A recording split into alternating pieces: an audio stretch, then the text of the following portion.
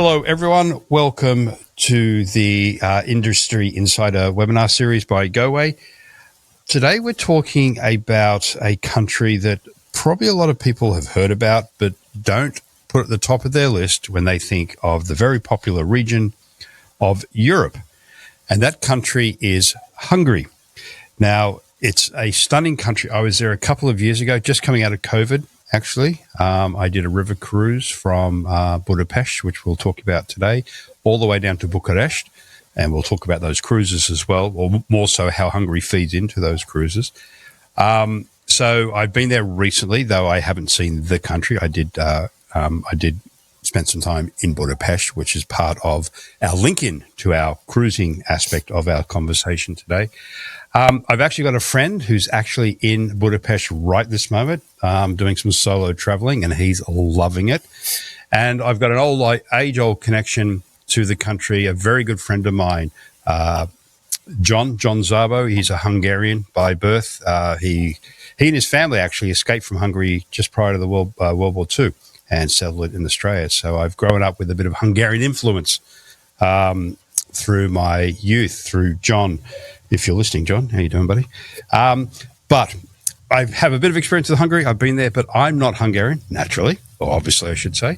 And we are going to speak to someone today who is not only Hungarian, but he is representing his home country of Hungary, and his name is George Lendvai, and he is head of markets for Hungary for North America. So welcome, George. How are you doing today?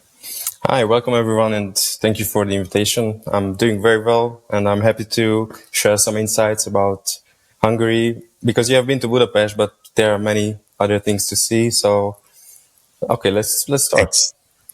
Yeah, exactly. Yeah. Let's talk. Let's talk indeed. So as we always do, we like to get to know our guests. And as I've mentioned, you told me just before we came on air that you are Hungarian by birth. So give us a little background on yourself. A brief overview of your life in Hungary and how you became involved in representing your country here in North America. Yeah. So first of all, thank you for the invitation. And yeah, I'm 34 years old, and I've been in the tourism industry for about 10 years now. Everyone in my family works in tourism. My mother worked for the Hungarian national carrier. My father has a travel agency. And I worked with my father for many years. During the university and after university, I've helped him, and I also ran his company for a few years because he had some medical issues, so he had to take a rest. And I've also worked as a general manager of a small sports hotel in near Budapest, so very close to Budapest. So that's when I get to know better the other side of the tourism. And now I think I'm on the throne of tourism. So I think that's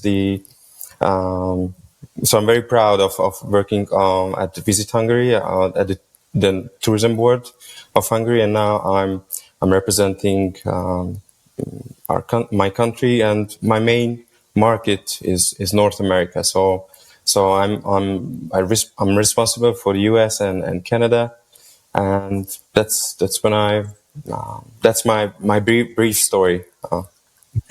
Your brief background. Yeah. So are you actually in Hungary now, or are you somewhere in the US or Canada? Actually, I'm in my living room in Budapest. Oh, you are in Budapest? Yes. Oh, what? Yeah. I didn't realize that. Oh, cool. Can't get much more authentic than that. Yeah. Coming from the capital. So for those who don't know, can you tell us where where Hungary is located within its neighboring countries within Europe? Yes. So Hungary, we like to say that it's in the heart of Europe. So it's in Central Europe. We have borders with Austria, Slovakia, Ukraine, Romania, Serbia, Croatia, and Slovenia. So we have a few countries that surrounds us. The Danube goes through Hungary. That's like the main tourist attraction of Hungary because of the river cruises. And yeah, we are very well connected. Now we are going to have direct flights again with the United States. So within Europe, we have many daily flights to all the big hubs of Europe. So, yeah, that's where we are. Okay, so we'll come back to how to get to Hungary in a minute, but in the countries you mentioned that border Hungary, you mentioned Ukraine, and of course, I think it's that we discuss if there is any impact, because when we did go on our river cruise from Budapest down to Bucharest, this is when the conflict had just sort of really kicked off. So we had some questions, and as seasoned travelers, we asked.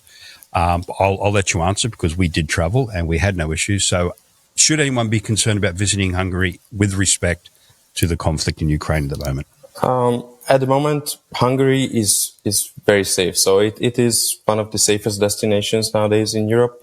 With the war, however, it seems very close to Hungary, but we do not feel any impact of the war. So we only know it from the news and from the media. So there are no special impacts. However, there were some Hungarian refugees from Ukraine that left the country and started a new life here in Hungary. But other than that, we do not have any major impact in Hungary. It is totally safe. So that's very safe. Yeah. And again, they're the questions we asked before my wife and I traveled there, and that was the response we got. And when we were in Hungary, in fact, all of the countries we visited, Serbia and Romania, there were no noticeable effects in those countries of the conflict. So basically, everyone out there, if anyone asks you about Hungary and that question does come up, Hungary and its neighbouring countries are perfectly safe to travel to at the moment as we speak.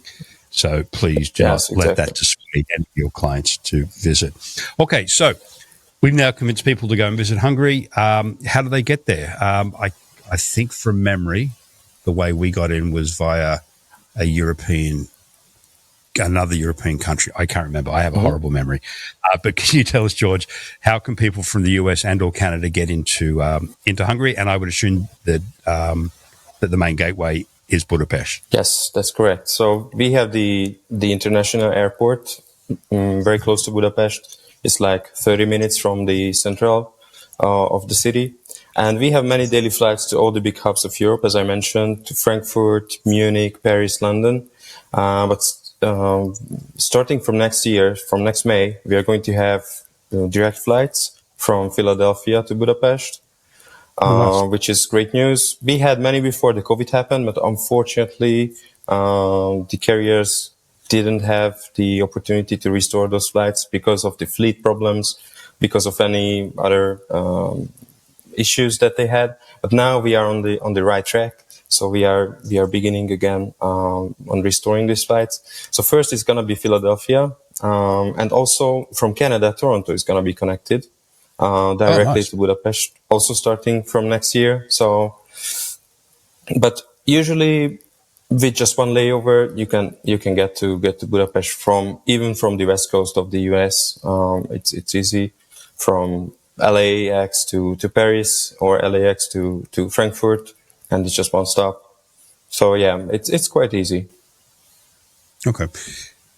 That means for everyone out there, if you look at getting to Hungary at the moment, it is via one of the European gateways, but next year you have the direct flights, as George just mentioned, which also means that a stopover from an overall itinerary planning point of view here is a good option. Though you could just literally stop in one of these countries, transfer onto the flight into Budapest. So that leads to the question, is Hungary part of the EU? Yeah, that's correct. So we joined the EU quite a few years ago, 21 years ago, actually in 2004.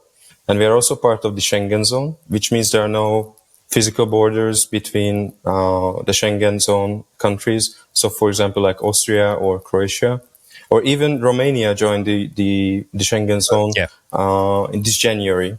So there are no physical borders. It's like flying from Budapest, for example, to Paris or to Munich. It's like flying from one state to another in the US. It's quite similar. It's like a domestic flight, but of course it's international. Yeah, and that was my point with asking that question, that when you land in whichever gateway you may choose, if you're not taking the direct flights, which come on next year, once you land in, say, Frankfurt or London, or wherever it may be, you're in Europe, and therefore you can just transfer straight on to Hungary or anywhere else for that matter. And by extension, if someone looks at doing a river cruise coming out of Germany, moving into Hungary, or driving from one of the neighbouring countries in, or taking a coach tour, that's all easily done with respect to borders. So jumping ahead on my questions here, so by being part of the EU, you are on the euro from a currency point of view? No, we still use our own currency, the Hungarian forints. Okay. But we also accept, so euros are widely accepted at most of the restaurants, but also you can pay by cards almost everywhere in the country. So that's by Hungarian law that every merchant, every shop, every cafe, every restaurant has to accept cards, even in taxis. So it's not really necessary to exchange cash to Hungarian forints. If it's only necessary if you want to have some, money just for safety reasons, also for tipping.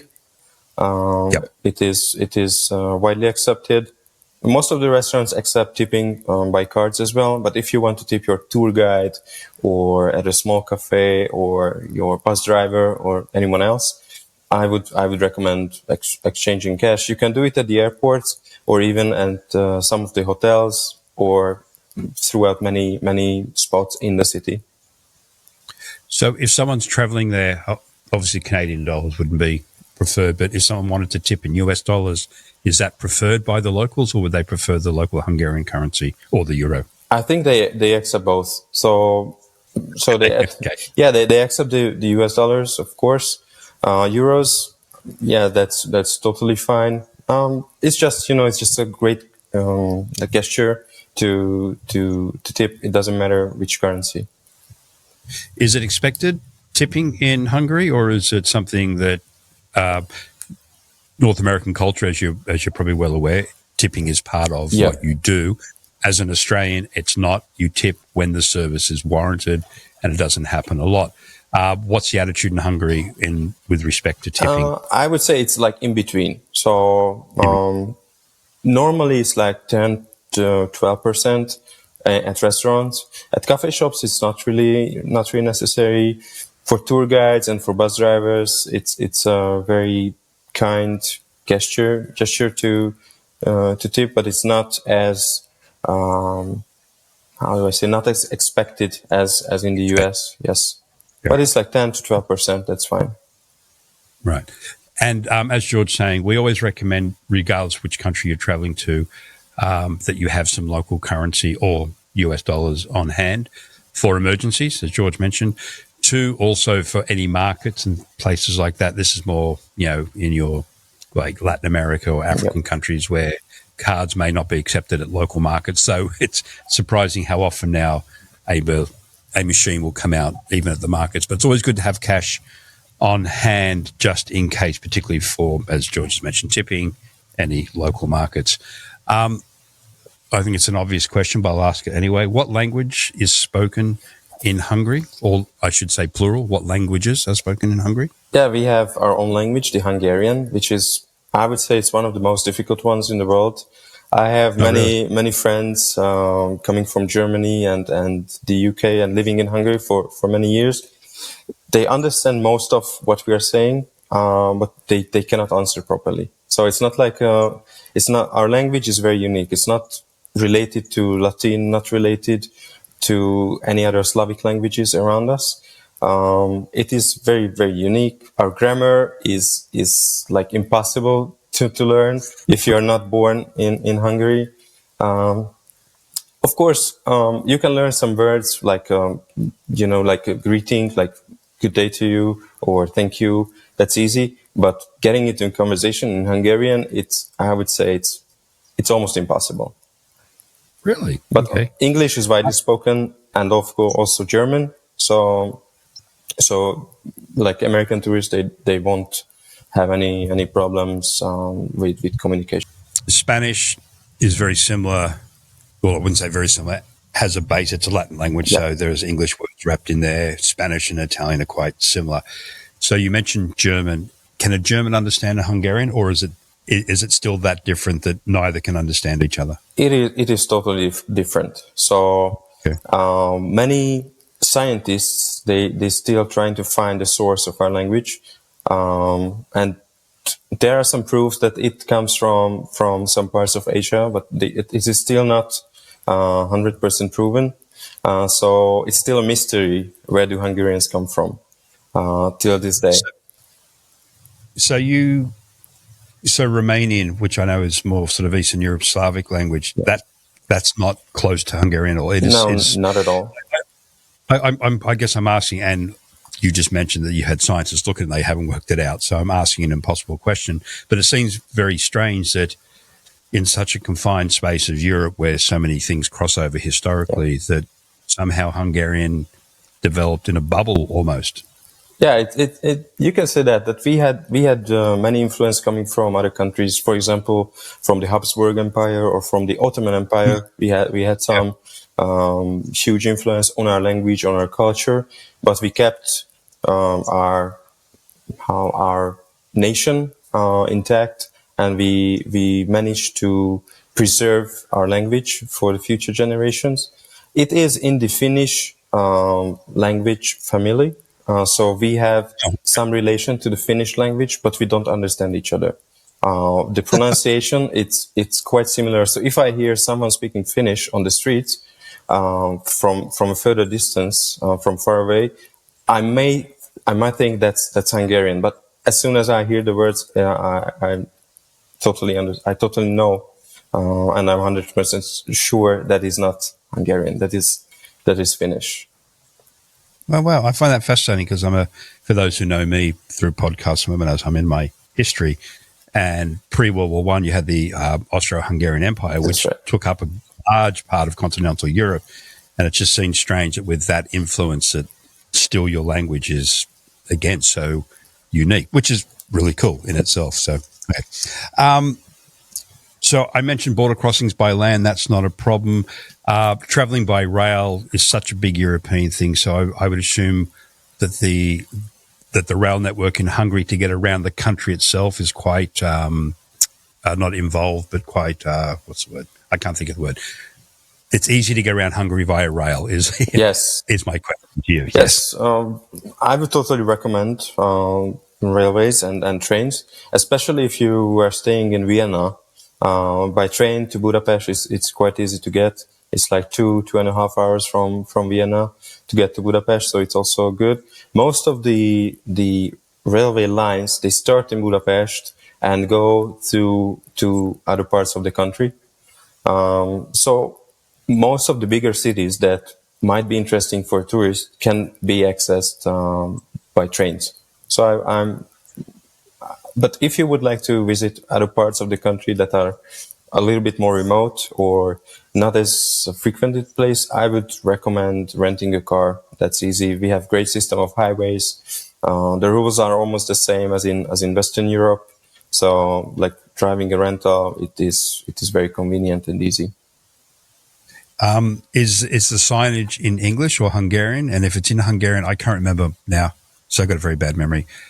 Is it easy to read signage if you are driving? Yes, most of the signs are in international. For example, the stop sign, it's everywhere. It's stop. Yeah. So we use the same. Also, most of the signs are in Hungarian, but can be understood by an English speaking person, because most of the signs they show you which direction to go to which city. So, for example, like Budapest to the right. So we do not have this huge text on these signs. Most of them are just pictograms or some graphics. So it's easy to understand it. Okay, and of course, in this day and age, with with GPS, it's not as big an issue as it once was. I guess we need. Well, I'm gonna make an assumption here. For our American clients out there and agents, everything would be in kilometers per hour, not miles. Or is it miles? No, we use the metric system. So we use kilometers per hour. Also, we use meters, millimeters. So yeah, we use the metric system. Okay. So we keep discussing, well, not discussing, we keep mentioning as the epicenter, to Hungary, Budapest, which is the capital city. Yeah. And I think most people, if they don't know anything about Hungary, what they would know is that you have Budapest, which is the main city of the country. So we'll come back to Budapest itself, but what else is there to see within Hungary? Of course, people will go to Budapest. It's their in and out gateway, be it rail, be it air, be it vessel for that matter. But George, what else should people be aware of when they look at Hungary when they're building an itinerary? Yeah, so if someone is interested in history and European culture, I would definitely recommend Hungary because you can find almost every big era in Hungary. For example, we have some remains from the Roman Empire, like more than 2,000 years old. Also, you can find many influenced cities, like Ottoman influenced cities in Hungary. Also, there are great castles and palaces, so we have a huge culture around it, and most of them are in excellent shape because they have been renovated recently. So I would totally recommend them. If you would like to leave, if you can stay in Budapest, so that's totally fine, and you can do many day trips outside of Budapest. There are many cities that are very close to Budapest, and they are really worth visiting. For example, not many people know that we have 22 wine regions. So we are a very small country with only 10 million people, but we have 22 wine regions. And one of the closest ones is a town called Etyek. It's like 30 minutes from Budapest, 35 minutes. And that's a fantastic city for food lovers and for wine enthusiasts. I would definitely recommend it. There are many castles, fortresses. There's also a huge cathedral very close to Budapest. So yeah, there are many things to see. If you are into active tourism, hiking, biking, that's also an option. Yeah, I think it's important to point out that the magnet, the draw, will be Budapest. As my friend who's there now, that's pretty much all he's going to focus on. I think he's there for about 10 days, and he's going to, I think he will venture outside, but really everything in and around Budapest. But it is a small country, as George mentioned. On that note, just for our listeners, because as an Australian, big country, driving hours, you can take you 10 hours and you don't even leave the state. And the same for the US and Canada, at times territorial provinces or states. If you were to drive, say, east to west, let's say from the border of Croatia up to the border of Ukraine, how long would it take you to drive or take a train? Like, what are the transit times to get across the country? I would say let's start from the center point of Budapest, because that's the center. You can reach any border within maximum of 3.5 hours, like any borders. So yeah, especially for Americans, that's quite strange that's such a small country. It's about the size of the state of Ohio, so it's quite small. As I mentioned, 10 million people lives in the country, around 10 million, and 2 million lives in Budapest. That's the largest city we have. And yeah, so getting from one border, for example, you mentioned Croatia, from that border to the northeast side of Hungary, so the northeast border, it takes about 5.5 hours only. And that's driving, yes, correct? That's driving. Oh, by train, I would say it's quite similar. About similar for the train. Yeah, so, and as George mentioned there, it is, well, I'm going to speak on behalf of all Americans and Canadians here, as an Australian, that it is funny in respect to getting places within Europe in general. I remember when I was an overland driver and we were driving across Europe, heading out to the Middle East and then onwards to India, that, yeah, we crossed 3 countries in a day in Europe, which for an Australian or a Canadian or an American is bizarre. Like, in a day, you know, as I say, you might leave a state. So the whole point of that is, it's one, it's fun, but two, to what George mentioned before, and what we have seen historically too with Hungary and people visiting, is that they will use Budapest as their centre point and hub and spoke, as we term it, out and back to other areas within the country to visit. So that's one thing to keep in mind. Now, the country is also, if not completely dissected, pretty much dissected by the Danube, which means there's lots of river cruising in and around Hungary and its neighbouring countries. Would you like to expand on those options and what you can see when doing a river cruise through Hungary? Yes, most of the river cruise tours, they start in Germany, because as the Danube starts in Germany in the Black Forest, they usually take like 7 to 10 days to reach Budapest from Germany, with many stopovers. So usually people stop in Passau, which is very close to Munich. They stop in Linz. They stop in, then they go to Salzburg, which is quite close. They also stop in Melk and Vienna, of course. But Budapest is like the embarking and disembarking point. Usually most of these tours, they start or finish in Budapest. And what I would recommend is to stay in Budapest for a little longer than the available pre and post tours. What I would recommend is spend at least 3 nights in Budapest, which is very convenient, because usually the feedback we get from the river cruise clients that we should have stayed longer, because we didn't have enough time to explore the city. We didn't have enough time to do a day trip outside of Budapest. So that's what usually I recommend. But also, not just the upper Danube is very popular, but also the lower Danube, which goes to Serbia and to Romania, as you mentioned. It's getting very popular nowadays. So Budapest is becoming a hub in both directions. Yeah. And our cruise that we did, as I mentioned, was from Budapest down to Bucharest. Yes. And I'm not a cruise person, as people who listen in may know, but I was very, very pleasantly surprised with the experience we had on the river cruise. So just a river cruise for me. It was the first time I'd ever done it. It was only like 4 or 5 years ago now. And it was fantastic. And I'm like, I would love to do one through Germany, the classic sort of river cruise. But I was overly impressed with going through, again, the lesser known or less popular, it's not the right word, but I'll use that. Hidden gem. Popular country. Yeah. Hungary, Serbia, and into Romania. And the experiences that we had on the boat and off the boat were fantastic. And to George's point, we spent about 4 or 5 days in Budapest on the way out, because we did our own research and realized that, as George mentioned, it's a city that, you can do it a day and a half, like most cities. So you'll get an overview, but we wanted to do a bit more in depth, and that's what we did. And it is fantastic. It's got the old European charm, the classic architecture that you would expect from a European destination. It's got the ancient history, the modern history, the very topical political history of coming out of World War I into World War II. There's all that going on. The restaurants, the gastronomy was fantastic. We had one of the best, believe it or not, pizzas I've ever had in downtown Budapest. So actually, can you talk to the gastronomy options, not only in Budapest, but across the country?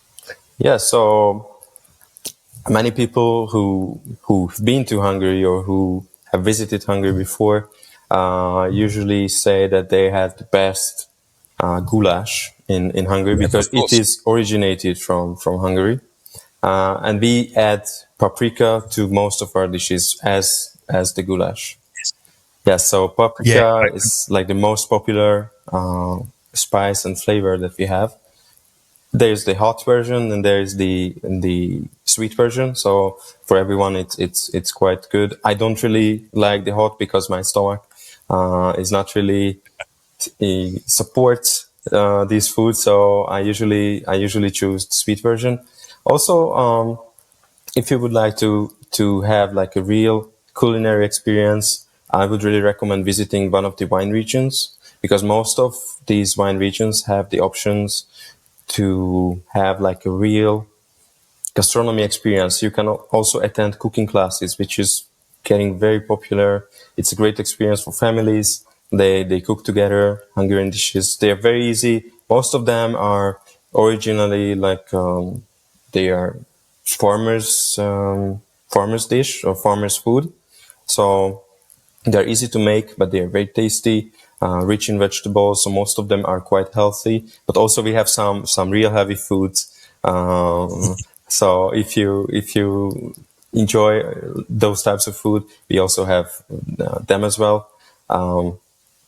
And yeah, as I mentioned, the paprika, that's the most important flavor. You can get that. And I would highly recommend buying it in Hungary, because we have a special type that only grows here in our country. So you can get it at the market halls and basically every shops in Budapest, but the market halls are the best spots to get them.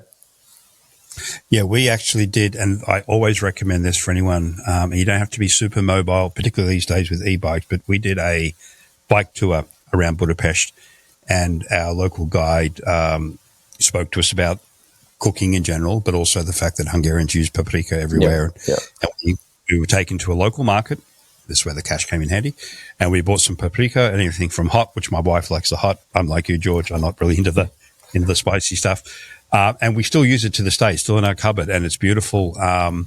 So that's sort of like a cross-sell to private guiding. It's a fantastic way to visit any country, but you'll get a lot of information that you wouldn't necessarily get on a group tour. And obviously the questions you ask will be answered. You know, the questions you ask are the questions you want to get answers to versus being in a group environment. So private guiding is the way to do it in any country, let alone somewhere beautiful and as historic as Budapest, as well as bike touring around cities in general is my expert recommendation on an introduction to a city.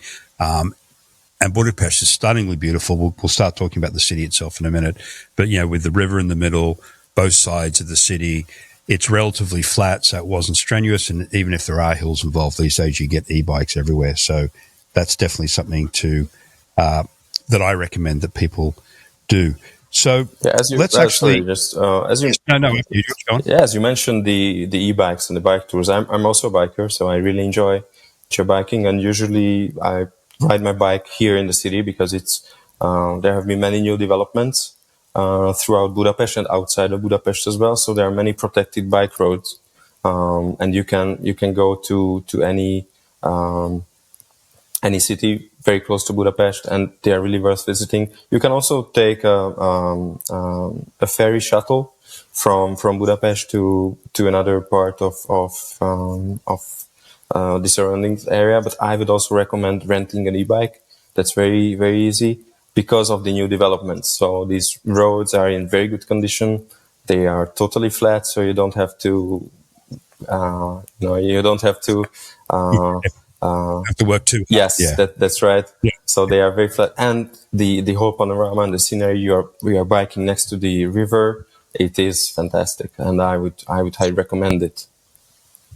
Yeah, 100%. Most European cities by nature are stunningly beautiful, yes. But and most of them sit on rivers. That's sort of the way things began. But I think most people realize that Budapest is one of the more stunning cities within Europe itself. And again, I'm jumping around here in my head because I'm thinking back to our trip. One thing that we found, not necessarily surprising, but we weren't expecting necessarily, was the amount of artwork, modern and classical artwork around the city of Budapest, from, let's say, modern abstract to the sort of classical Renaissance artwork you can see in museums and stuff like that. So it's a real melting pot of the old and new. So let's talk about Budapest. Most people may or may not know that it's actually, is it technically two cities, but it's actually not Budapest, it's Buda, and on the east side I think is Pest. Is that correct? Yes, that's correct. So on the east side we have the Pest, because originally these two parts, they were two separate cities. So that's because Buda was the residence of the royal families, also for the noble families, and Pest was for the common people, for the everyday people. And we had an amazing Hungarian investor who wanted to connect the two sides together by the first bridge, and we call him the greatest Hungarian, Mr. Széchenyi, and he financed the construction of the first bridge, the chain bridge, which connected the two sides together, and that's when Budapest was born. That's when our capital began getting bigger and bigger. So Okay. So again, I've got a horrible memory. The famous palace, or I'm not sure if palace is the right descriptor for it, it's the but Buda Castle. I think you like the castle. yeah. Sorry, yeah, the castle. Can you give us a quick overview of that? Because that's sort of like at the visual heart of Budapest that you'll see on any video, any photo will be the Budapest castle. Yeah, so basically that's one of the most visited landmarks of Budapest. It's on the Buda side and it's on top of a hill. And the Buda Castle, from the Buda Castle, you have an amazing panorama on the city. So that's totally recommended to visit. It's even easily accessible for less mobile people. So there are castle buses. There's a funicular that goes from very close to the river up to the hill. Also, you can take an easy hike. It's like 10 minutes from the chain bridge up to the castle. You have to take a few steps, so you better be prepared. But also it is not too. So it's easy. It's an easy hike. In the castle, there have been many new developments in the last few years. We had we call the Buda Castle program, which is about just a little history lesson. So during the Second World War, there have been many bombings in Budapest. So there was a siege of Budapest, and that's when the Buda Castle was almost demolished completely. Almost, Really? yeah. There were many horrible things happening in Budapest during the Second World War. Most of these fantastic buildings have been severely damaged, and they had to be demolished and torn apart. And the current government had a mission to restore all the buildings that were there before the Second World War, and that whole project is going to be finished by next year. And so the castle itself will looked like 100 years ago. So it's gonna be fantastic. All the buildings have been renovated and they are in excellent shape. So the basically it's like the renaissance of the Buda Castle area. So I would totally recommend it. As well as other parts of Budapest have been renovated. So there have been many tourism development projects going on, but this was the largest, definitely, in Budapest. Yeah, we did, apart from the bike tour, which was, again, fantastic, highly recommended. We did a city tour. I can't remember all the fascinating facts, but this is the thing about the city. It's got so much history, from the more modern to the ancient as well. So this is why George and myself, are saying you want to spend 3 or 4 days there if you can, pre-post or just as a standalone European stopover. It's a fantastic, very wealthy cultural city. As I mentioned, like we went out to different restaurants from more modern to traditional. We had our goulash. The artwork was amazing. The architecture, again, old and new, the big wide boulevards of expected of a European city, etc. Now we went. I've been telling my friend who's in Budapest at the moment to go and visit this, and I couldn't remember the name of it. I just kept describing it to him as the underground hospital on the Pest side. Does that ring a bell for you, George, if I describe it that way? That's totally fine. Yeah, that's one of my favorite. Okay. How would I say? It's one of the still a hidden gem in Budapest. Yes. So it's not the most popular museums we had, but I would say it's one of the most interesting ones. So that system of caves are under the Buda Castle in a system of caves which was used as a shelter and a hospital during the Second World War. And they have an amazing exhibition and a guided tour inside. So they will explain what was happening during the siege of Budapest and how they managed to survive and how they managed to save many people in this system of caves. And yeah, I would totally recommend it. Of course, you can take the normal sightseeing, visit the Parliament building, visit the Buda Castle, visit the Hero Square, visit the City Park, but that should be on your list as well. So it's called the Hospital in the Rock, and That's it. That's on the rock. yes, That's and it. I would 100% sure that it's gonna be an amazing experience for anyone who's visiting Budapest, because it's so unique. You can find any similar in any other countries. Agreed. And again, if you're into your history, or even if you're not into history, it's a nice eye opener to what the country was going through during the Second World War, because Yes. it was, again, as George opened this up, it's the heart of Europe, and it was the heart of a lot of conflict over the historical years, but obviously during World War II. So what a lot of other people may not know is that there are lots of thermal springs in and under Budapest. So wellness and spa treatments, etc., would be an option when visiting, correct? Yeah, that's correct. We call Budapest the spa capital of the world, because I would say, like, any people who visits Budapest from Europe or from the US should visit one of these thermal spas. They are an amazing experience, especially during colder months. For example, we start to get colder months in October and November. And they are an amazing experience. It's rich in minerals. It's hot water, of course. It's a hot spring, and these spas have a huge history and plays a key role in our culture. And it's an amazing experience to just, after many, like, thousands of steps taken in Budapest during the sightseeing, you can just chill out in these hot springs, like, relax a bit, enjoy the view. These magnificent historic buildings are like, it's like breathtaking, I would say, because they have a huge history. And yeah, that's one of it's like the essence of Budapest, I would say, that you should visit them. And it's not just in Budapest. So if you are planning to stay in Hungary for longer, you will find many thermal spas throughout the country.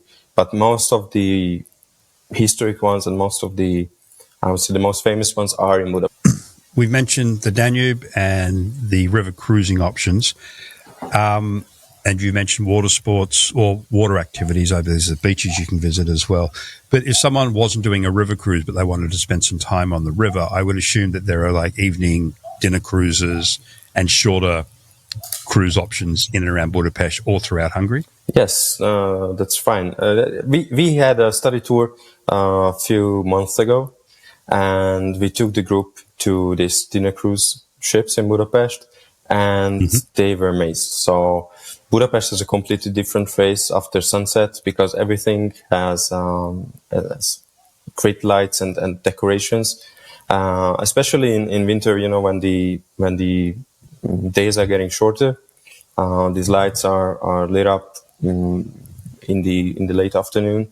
So it has an amazing panorama from these dinner boats. You get an amazing view of the Parliament. Actually, you get the best view from the river. The Parliament. Yeah. You can take fascinating pictures. Your Instagram will blow up if you upload these pictures, because they are fantastic. So the architecture, as you mentioned, it is magnificent in Hungary.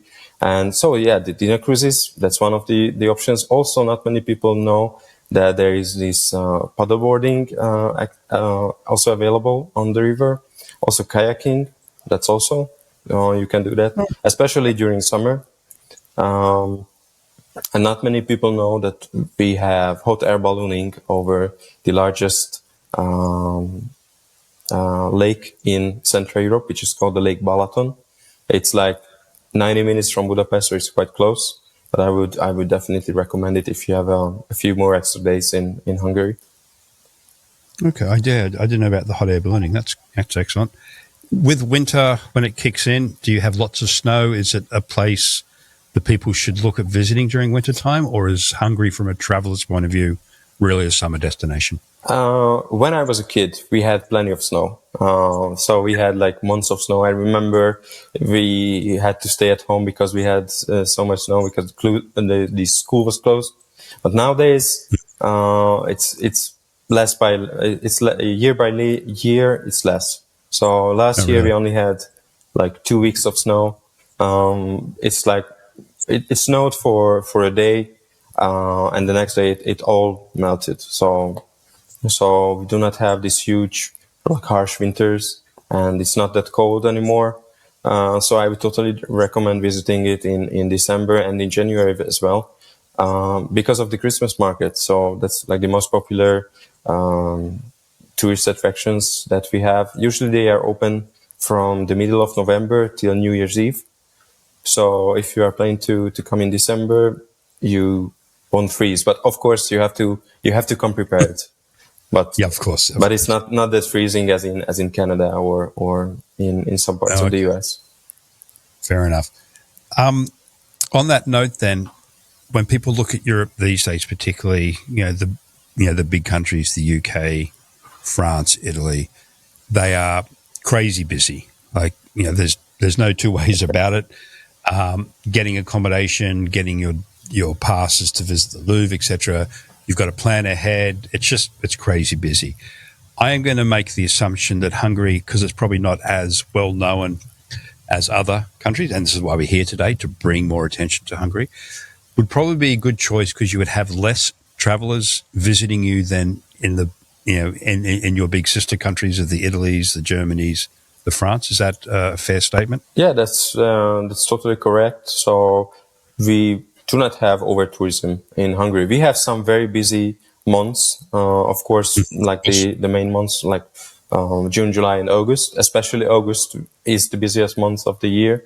Because we have the Formula One, we have music festivals, wine festivals in Budapest, so that's why it's the busiest month. But it's still not as busy as some of these Western European hotspots of Europe. Um, I would recommend visiting Budapest in May and September because that's the beginning of the shoulder season. The weather is excellent for sightseeing, but it's not too cold, not too hot. So that's like the best seasons. And you won't find crowded places in Budapest. So sometimes we have some how do we say, like a wave of tourists coming to Budapest, especially during summer. But normally there are no these huge lines of at the museums or at the parliament or at the Buda Castle. So I would totally recommend it to connect Budapest with a Western European tour. It's very close to any other city like Rome or Paris by plane. So you can connect it, and you have a totally different experience because it's not crowded. It's you can enjoy the whole experience. I would say it's more. How do we say? It's more what you expect from a holiday. Yeah, yeah. I was going to jump in and say probably a less stressful Yes, traveling experience than yes, because like I personally cannot stand crowds, yeah. Me neither. and that's yeah. I just can't do it. And when we visited, well, all of Hungary and Budapest, we were there. I think it was May actually. I think it was the month you recommended, and it was perfect. It was just the hubbub of a big international European city, which is just wonderful. But yeah, all the museums, when we went to rent the bikes, when we were biking around Budapest itself, you didn't feel as if you were just in the middle of thousands and thousands of foreigners visiting Yes. this beautiful city. You sort of answered my next question in that answer there about what combination of countries should someone consider if they're not going to look at Hungary as a standalone. And you sort of generalized by saying any Western European country. And I guess because Europe is so easily connectable, because it is so close together compared to the US and Canada, that really any of your neighbors or any of your further flung neighbors, like the Germanys, the UK even, it's an easy combination with Hungary. Yes. So as I mentioned, like Budapest is a huge hub in river cruising and in like the airport is a big hub.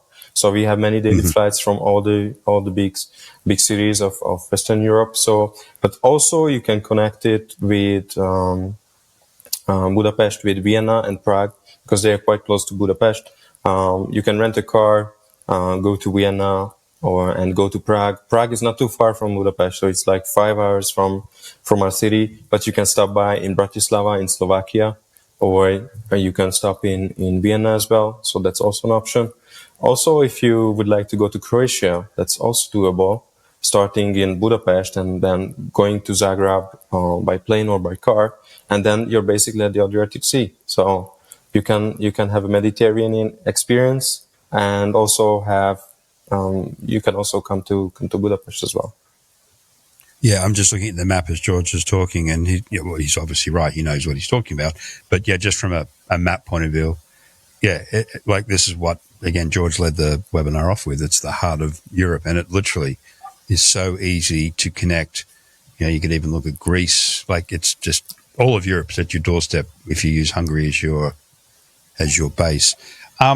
Now, if someone wanted just to come to Hungary only and experience Hungarian hospitality, be it not only in Budapest but around the countryside, how many days would you suggest for someone to do a in-depth Hungary experience trip? Yes, I would say if you would like to spend a little more time and you plan to go outside of Budapest, I would recommend at least a week. So that's the minimum, because the distances are not too long. But if you would like to get to know more the certain parts of Hungary, you would definitely need a few more days. If you have the option to have and to spend a few more days, 10 to 12, that's also recommended. And I would definitely recommend to rent a car.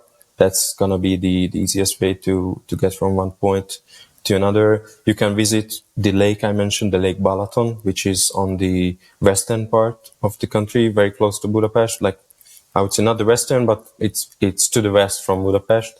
It's like 90 minutes from there. Also, as I mentioned, the wine regions, they are fascinating, especially the wine regions around the lake. They are one of my favorite spots in Hungary. If you are planning to go to the east, there are also wine regions there as well. So as I mentioned, basically anywhere you go in the country, you will find yourself in the middle of a wine region, and they are producing excellent quality. So you should definitely try that. There are also like sailing options on the Lake Balaton. So if you would like to try a sailing boat, that's also doable. If you would like to get to know more what was like to live in Hungary in the past centuries, you can also visit the Great Plain of Hungary, which is to the east and to the east and south. There's the Puszta experience, which is about getting to know better what was like the agriculture of Hungary, like in the last century, and also you get to know how the Hungarian cowboys did their job in the last century, as I mentioned. So that's also an amazing experience, and it's about relaxing. It's about slow tourism, so you don't have to rush anywhere. You can slow down a bit. There are amazing glamping spots throughout the country, and I would definitely recommend them. Also, the wellness resorts are excellent on the countryside. There have been many new 5-star luxury resorts opened in the last few years on the countryside. So that's also an excellent option. But glampings are like booming at the moment. So there are many amazing spots, like tree houses, yurts are getting very popular, like luxury glamping spots. So yeah, there are many options to choose from. Now, you mentioned earlier when we were talking about when to go that August was a busy month because of one, weather, but two, you had things like the F1 is in town, the Hungarian Formula One race. So if someone out there is selling groups or they have events, is Hungary a good choice of destination within Europe for any groups or events? Yeah, that's a great statement, because Hungary is getting bigger and bigger in terms of MICE tourism, not just in events, also in incentive tours. So we have also, getting back to the events, we have amazing, iconic, and very, very unique venues to choose from. For example, you can go to museums. You can do a full buyout at the museums. You can also rent the opera house, which is like a fantastic experience. You get private concerts. You can have an amazing dinner in the middle of the opera. It's like fantastic, and it's unforgettable experience for everyone. We have the bath. They are also available for events. That's also doable. So if you will, or your clients are looking for like a very special and unique experience, I would definitely recommend to have your event in Budapest. It's fantastic. It's a compact city, so you don't have to travel very long. Yeah. You step out of your hotel, you get into your bus or any taxi. It's like 10 to 15 minutes, and you are on the other side of the city. So it's not a big city. It's easy to move around, even on foot. So most of these venues are very close to the main hotels of Budapest. So they are also accessible on foot within a few minutes. So yes, and also the food and the gastronomy and the wines are excellent. So it's a great place for this huge event, and we have a huge experience. If you would need any help in the future for hosting an event in Budapest, we have the Budapest Convention Bureau, which is responsible for helping the MICE tourism in Budapest. You can also find that on our website. Yeah, I'm glad you brought up the fact that it's a sort of compact city as well, because that's the other thing we experienced. We did our bike tour, of course, the city tour. Then we spent a day just wandering around, and as you say, we walked down to the Parliament building and the castle. Yeah, everything was in. Yeah, everything's not necessarily around the corner, but it was walkable, very easy walk on the day, and very, very enjoyable, particularly in the sunshine that we were lucky enough to have that day. Is there anything else you'd like to leave our listening audience with before we say goodbye?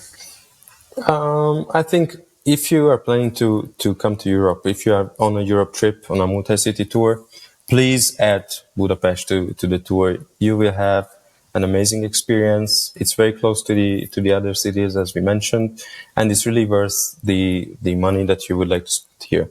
You get amazing value for your money, so that's also worth to mention.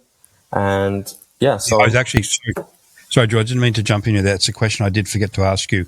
Compared to your neighbours, particularly the bigger famous countries, the France, Germany, Italy, how affordable is Hungary? I would say, especially for Americans and Canadians, it's very affordable. I wouldn't say it's cheap. So it's not cheap. It's not a cheap country, but you definitely get a great value for the same amount of money, especially if you would like to stay at an amazing 5-star hotel, to luxury property. You get better value for the same amount, as I mentioned. So it's very affordable, especially compared to the other Western European countries. Yeah. I'm sorry, I was meant to jump that question earlier on, but there's another good reason to look at one, Budapest, but two, Hungary in general, particularly if you're budget conscious or you want your dollar to stretch and you want to see a few more countries. Definitely look at Hungary as part of a greater European itinerary, or why not look at Hungary as a standalone itinerary? As I say, we experienced it on the river cruise, and as we're talking here, I remember driving through it again when I was a tour guide forever ago, and just driving around it, albeit quickly. We did transit, fair enough, but we did stop one night in Budapest and somewhere further south near the border, and what we term bush camp, just pulled off the side road and camped. It's a beautiful, beautiful country, and as you've heard today, it's got everything from glamping, yurts, traditional 5-star classic hotels, 5-star modern hotels, I didn't know you had Hungarian cowboys. That's something new I didn't know about. You've got gastronomy, of course. You've got the goulash. You've got paprika, which I didn't know about until we went there on our second visit. Wine, which I also was not really aware how big of a thing it is in Hungary. And as George is saying, pretty much I think all of Hungary is one big wine district, at least by the way he described it there. It's got everything. It's affordable. It's easily connectable, be it by rail, be it by land, be it by air. It's literally in the heart. You can go to the Adriatic in one day. You know, you can see, well, like its neighbors, Vienna, Prague, like those three cities, Budapest, Vienna, Prague is a combination. My God, like you can't get much more classic Europe than that. So, George, anything else before we say goodbye? I think we had like a great conversation about Hungary, and thank you for visiting our country, and thank you for this opportunity. So I was able to share these insider infos about Hungary. And if you are looking for any other information, please visit our website, the tourism board site, the visithungary.com. You will find many updated information there. It is visithungary.com Yes. is the website. Yeah, that's okay. Right. In this day and age, people are trying to get away from crowds in general, anywhere in the world, but particularly in Europe, it's getting busier and busier and busier, harder to get things booked. So start looking at other destinations outside of the usual. I know you wouldn't be disappointed, or you or your clients wouldn't be disappointed if they chose Hungary. It is beautiful. It has all the European charm you could ask for. It's got a language that you'll never be able to speak. How about that? It's a challenge for you. Get out there and try and learn some Hungarian. So on that note, I'd like to thank George for his time today. And as always, I'd like to thank you out there for your time. We know how busy you are, and we appreciate you giving us an hour of your day to learn about the wonders and the beauty of Hungary. Thank you very much, George. Thank you, Mario. Thank you very much for your time as well.